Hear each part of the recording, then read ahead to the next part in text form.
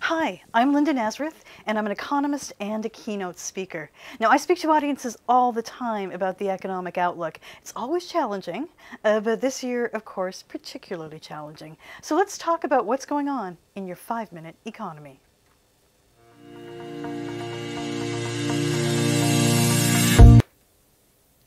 Well, we can start with the fact that we are in a race. We're in a race right now between vaccines getting rolled out in the US and Canada and different parts of the globe, and as well a race because we have this other force, which is we have new variants of COVID-19.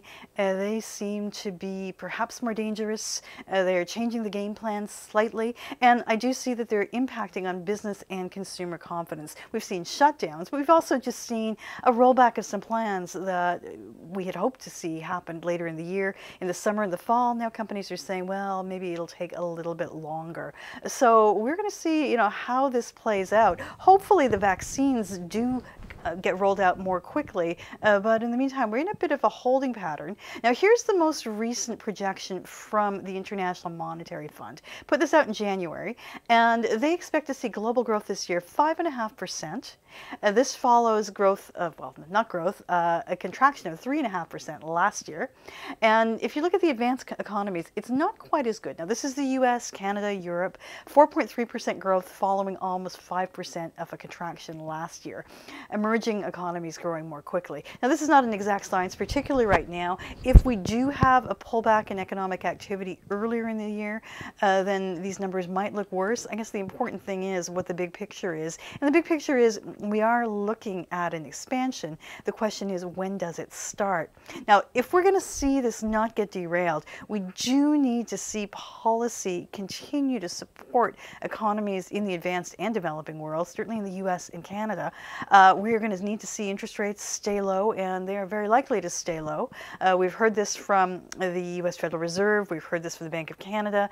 There is no plan to raise rates anytime soon. Here's US mortgage rates. I wanted to show you this one. This shows a 10-year look at mortgage rates, and you can see on the 30-year rate hasn't been any lower than this, which is why the housing market is doing as well as it's doing. There's other reasons, but this is one of them.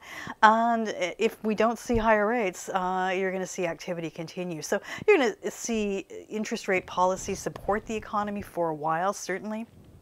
We're also going to see government policy supported. We know we're going to see direct aid to households in the U.S., or we presume we are. That will keep the consumer sector going.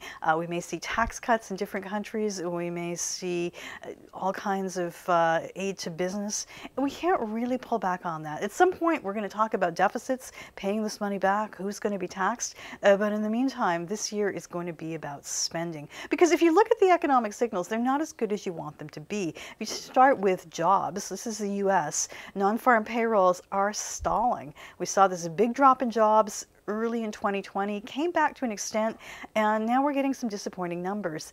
Hopefully they'll pick up, but the last report was not what it could be. You see the same pattern in Canada, where you saw jobs recover. Now there's some new shutdowns, some lack of confidence, and we are seeing a bit of a pullback. So you need policy to support this. You need to have patience. You need to assume that we will get things put in order. For the meantime, we are going to have to watch all these variables closely and see how 2021 develops.